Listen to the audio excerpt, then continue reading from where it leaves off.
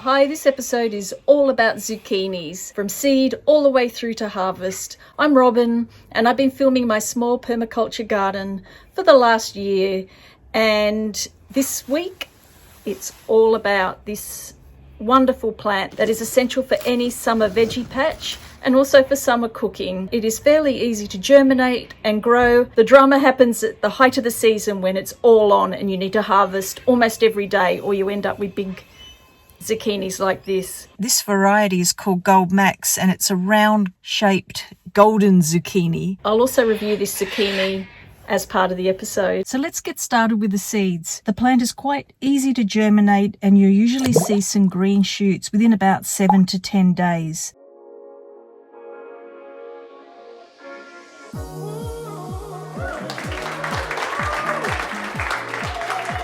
Plant out zucchinis when the true leaf starts to appear and gets to a decent size.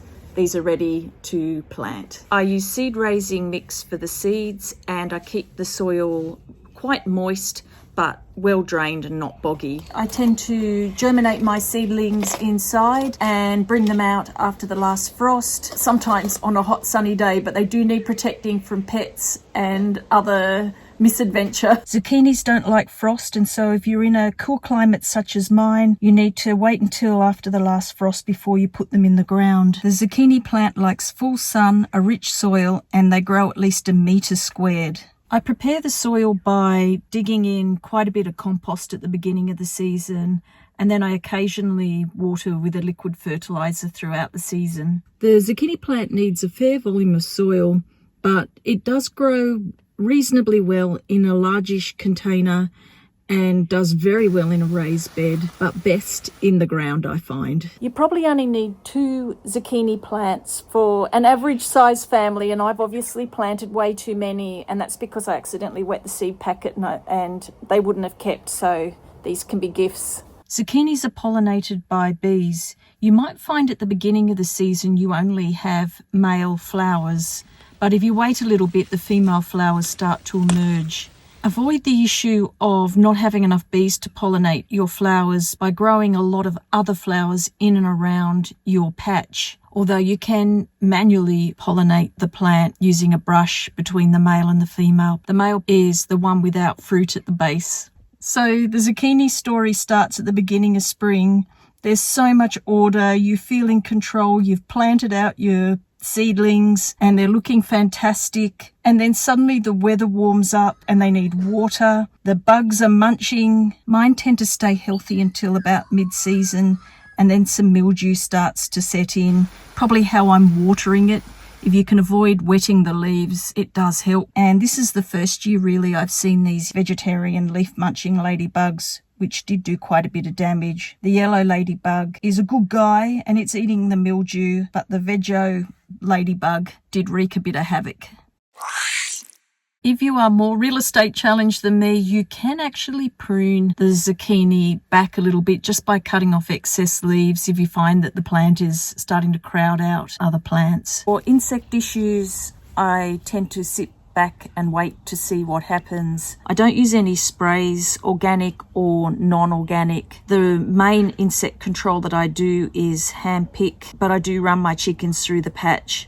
I encourage predators into the garden, spiders, birds, frogs, microbats that all eat insects, and this does keep a kind of ecological balance in the small space that I'm in. And it'll be interesting to see what happens next season with the harlequin lady beetle. Sometimes the conditions change and what was conducive one year is less favourable. The cool climate that I'm in as well is great for controlling and killing fruit fly and other sort of warmer climate insects. Ultimately for me, if I have an issue that prevails, I'll get rid of the plant rather than get out the spray can. A lot of the problems with zucchinis come at the end of the season rather than the beginning. So here I am really in the height of autumn. Zucchinis are finished. They're a spring and summer plant. And so issues such as the mold and the insects are there as the plant weakens and is spending itself out. I find most of my problems for zucchinis are late season issues rather than early season issues.